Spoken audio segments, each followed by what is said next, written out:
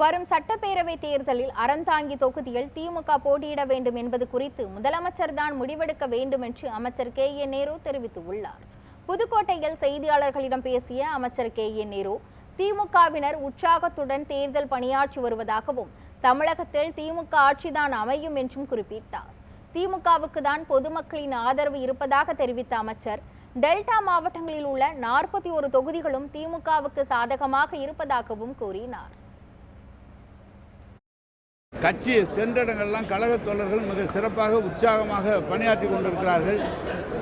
நம்முடைய மாண்புமிகு கழக தலைவர் முதல்வர் சொல்வது போல 7வது முறையாக கழகத்தான் ஆட்சி அமைக்கும், அவர்தான் மீண்டும் முதலமைச்சராக வருகிற வரை நம்முடைய கழக தோழர் உற்சாகமாக எல்லாம் சொல்லி அரசு சார்பாக இன்னென்ன காரியங்கள் செய்யப்பட வேண்டும் என்ற அதையும் சொல்லியிருக்கிறார்கள்.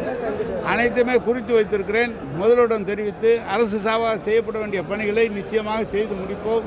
எனவே ஒரு பிறகு நல்ல உற்சாகத்தோடு கழக தோழர்கள் எங்களுக்கு உற்சாகத்தோடு சொன்னார்கள்.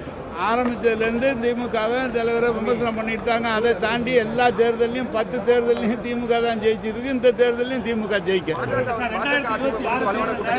பொதுமக்கள் முழுமையாக தலைவருக்கு நம்முடைய தளபதி அவர்களுக்கு தான் ஆதரவு தெரிவிக்கிறார்கள்.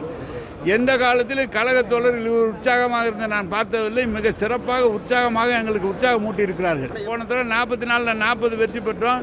இப்போ 41 தொகுதி கொடுத்துருக்குறாங்க.